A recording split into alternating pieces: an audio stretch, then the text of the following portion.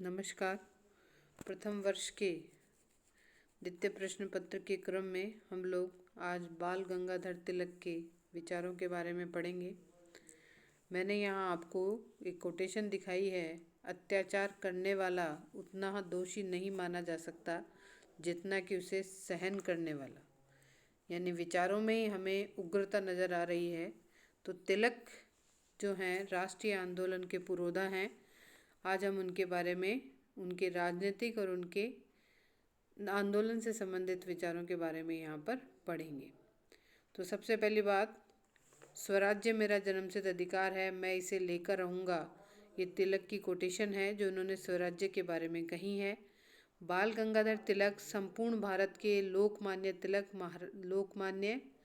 तिलक महाराज, आधुनिक भारत के निर्माता, भारतीय क्रांति के जन्मदाता, लोकतांत्रिक स्वराज्य के प्रवर्तक आदि विशेषताओं से संबोधित सर्वाधिक लोकप्रिय नेता थे। उनके युग को लाल पाल बाग युग भी कहा जाता है। वो आपको पता ही है। लाल से यहाँ मतलब है लाला लाजपत राय, पाल से यहाँ मतलब है विपिन चंद्र पाल, और बाल से यहाँ मतलब है बाल गंगाधर तिलक। तो तीनों जो भी विचारक हैं, जो राष्ट्रीय आंदोलन के पुरोधा हैं, ये एक ही काल में हुए हैं और तीनों उग्र राष्ट्रवाद के प्रवर्तक माने जाते हैं। उनकी कृतियों पर अगर हम आएँ, जो उन्होंने पुस्तकें लिखी हैं, द ओरियन, गीता रहस्य और the Arctic home in Vedas और वैदिक क्रोनोलॉजी एंड वेदांत ज्योतिष, ये कुछ पुस्तकें हैं जो उन्होंने लिखी हैं। तो अगर आपसे पूछा जाए कि तिलक की 2 पुस्तकों के नाम बताइए, तो आपको इन्हीं में से 2 पुस्तकों के नाम बताने हैं। फिर आते हैं इनके समाचार पत्र जो इन्होंने शुरू किए, वो हैं मराठा और केसरी। ये दोनों समाचार पत्र भी बाल गंगाधर तिलक ने ही शुरू किए हैं। फिर हम इनके आते हैं तिलक के राष्ट्रवाद संबंधी विचार। तो राष्ट्रवाद संबंधी विचार पर हम आते हैं तो इतिहासकारों के मुताबिक तिलक राष्ट्रवाद के भीष्म पितामह कहलाते हैं। वे अद्वैत दर्शन के कट्टर समर्थक थे। वेदांत को स्वतंत्र मानवता का आधार मानते थे, जिसके अनुसार स्वतंत्रता के बिना कोई नैतिक आध्यात्मिक जीवन संभव नहीं है। विदेशी साम्राज्यवाद एक राष्ट्र की आत्मा को मारता है, इसलिए तिलक ने राजनीतिक साम्राज्यवाद के खिलाफ लड़ाई लड़ी और उनका मानना था कि वेदों और गीता के संदेश राष्ट्र को आध्यात्मिक ऊर्जा और नैतिक बल देने में सक्षम है। स्वस्थ और महत्वपूर्ण परंपराओं के लिए भारत की प्राचीन संस्कृति का पुनरुत्थान आवश्यक है और सच्चे राष्ट्रवाद का निर्माण पुरानी वैचारिक नींव पर ही संभव है। इस पुरानी नींव को वो आध्यात्मिक राष्ट्रवाद कहते थे। बंकिम चंद्र, स्वामी विवेकानंद, महर्षि अरविंद भी इसी विचार के सामी थे। कह सकते हैं कि तिलक का राष्ट्रवाद एक व्यवस्थित दर्शन था। वो जो महसूस करते थे कि भारतीय राष्ट्रवाद की जड़ें सिर्फ पश्चिमी सिद्धांतों की बौद्धिक अपील में नहीं, बल्कि जनता की भावना और संस्कृति में परिलक्षित होनी चाहिए। यहाँ मैं आपसे ये बात चर्चा करना चाहूँगी, जो आगे मैंने बताया भी है, कि तिलक राजनीतिक और सामाजिक सुधारों के नाम पर भारतीय समाज के अंग्रेजीकरण के विरोधी थे। वे एक मजबूत सांस्कृतिक और धार्मिक पुनरुत्थान की बुनियाद पर राष्ट्रवादी आंदोलन को परोसना चाहते थे। सो उन्होंने महाराष्ट्र में 2 उत्सव प्रारंभ कराए, गणपति उत्सव और शिवाजी उत्सव। ये दोनों ही त्यौहार ऐसे थे जहाँ जन जन आकर आपस में मिलते थे।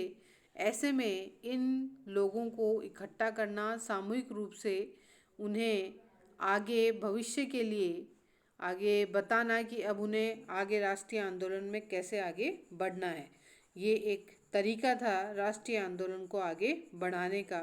तो तिलक के राष्ट्रवाद में हम इस चीज़ की भी चर्चा करेंगे।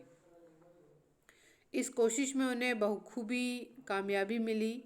ये त्यौहार आज भी हर बरस यूं ही इसी प्रकार मनाए जाते हैं जैसे कि तिलक ने इनकी शुरुआत की थी। फिर हम इसके बाद जो राष्ट्रवाद में, देखिए मुख्य बात ये है कि तिलक ये चाहते थे कि हमें अंग्रेजीकरण के विरुद्ध अपने राष्ट्र की संस्कृति और उसकी जो भी हमारे धार्मिक नियम हैं उनको अपनाते हुए अंग्रेजों के पीछे न दौड़कर हम राष्ट्रवाद की तरफ आगे बढ़े। फिर हम आते हैं स्वराज्य और स्वदेशी आंदोलन। इतिहासकार स्वराज्य के सिद्धांत का प्रणेता शिवाजी महाराज को मानते थे। वो तिलक के प्रेरणा स्रोत थे। 1895 में तिलक ने स्वराज्य का प्रचार शुरू कर दिया था। उनका मानना था कि स्वराज्य किसी भी सार्थक सामाजिक सुधार से पहले होना चाहिए। उन्होंने लोगों को याद दिलाया कि शिवाजी भी स्वराज्य को सामाजिक और राजनीतिक स्वतंत्रता का आधार मानते थे। स्वराज्य का सिद्धांत तिलक के सामाजिक और राजनीतिक दर्शन के साथ पूरी तरह मेल खाता था। उसे मृत रूप देने के लिए उन्होंने 1916 में एनी बेसेंट के साथ होम रूल लीग की स्थापना की थी। तिलक ने स्वराज्य के तहत संघीय प्रकार की फेडरल स्ट्रक्चर की राजनीतिक संरचनाओं के बारे में भी सोचा था। उनके कार्यक्रम को क्रियान्वयन के लिए उन्होंने अमेरिकी कांग्रेस का उदाहरण भी चुना था। उनकी जानकारी थी कि तिलक इनोवेटिव पैसिव रेजिस्टेंस के सिद्धांत को आगे बढ़ाने जा रहे थे। तिलक के राजनीतिक दर्शन की दो खासियत थी कि उन्हें उदारवादी विचारकों से अलग करती थी। उदारवादी विचारक वो थे जो कांग्रेस के अंतर्गत ये चाहते थे, वो ये मानते थे कि अंग्रेजों का जो राज्य है वो भारत के लिए वरदान है। ऐसे में अंग्रेजों के राज का विरोध करने वाला, स्वराज्य की बात करने वाला, उन्हें बिल्कुल हटा देने वाला जो विचारक है वो तिलक इसके पुरोधा रहे हैं। जहाँ उदारवादी सहज भाव से लोकतांत्रिक संस्थाओं को लाना चाहते थे, वहीं तिलक तत्काल स्वराज्य चाहते थे। जनता को उस सत्ता केंद्र का विरोध करने का संपूर्ण अधिकार देने के हामी जो वैधता खो चुकी थी। लाला लाजपत राय, बाल गंगाधर तिलक और विपिन चंद्र पाल की तिकड़ी ही मशहूर रही।